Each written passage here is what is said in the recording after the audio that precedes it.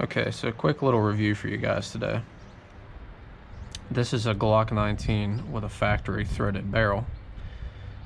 Just to prove that it's clear, here's the magazine. We are empty. So in 2014, 2015, Glock did a factory threaded barrel run on some of their models. The Glock 19 was one of them.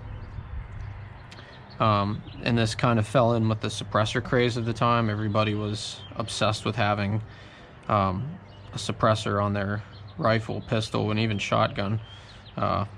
So Glock, along with a lot of other firearm manufacturers, kind of took advantage of this, and they made factory threaded barrel models for a lot of their weapons, just to kind of prove that this is in fact a factory threaded barrel. Here you can see the serial numbers match on the slide and on the barrel.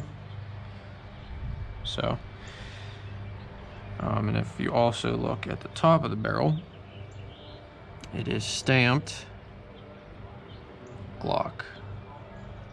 So if I can get that lined up, there we go. Yeah, so you can see that. So this didn't last very long. They only did a run about 2 years. They produced these, and there are several reasons why it may not have lasted very long, and I suspect that the number one reason would have been the thread pattern on these barrels. So most 9mm threaded barrels are 1/2 by 28. This is actually a 13.5 by 1 European thread pattern. So it's not common in the United States, and a lot of the suppressors that are made, and even at the time in 2014, 2015, were in 1/2 by 28, so they wouldn't have been compatible with this. So while this was kind of novel and a cool idea, it just wasn't really practical for most people, because it meant you'd have to get an adapter to put your typical cans onto this. It just wouldn't be able to fit the thread pattern. So they kind of fell out of production, and they're somewhat of a unicorn now. You can't really find them anywhere. They're hard to come by, because they're not produced much anymore, so hardly at all that I know of. But yeah, just a very cool little pistol, worth noting.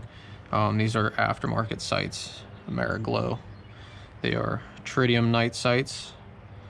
They work pretty good.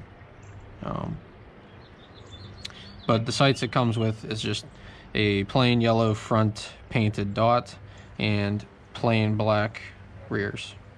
So pretty plain sights. It makes sense to change them out. Yeah, other than that, it's just your typical run-of-the-mill Gen 3 Glock. Everything else is pretty much bone stock in it. Just threaded barrel.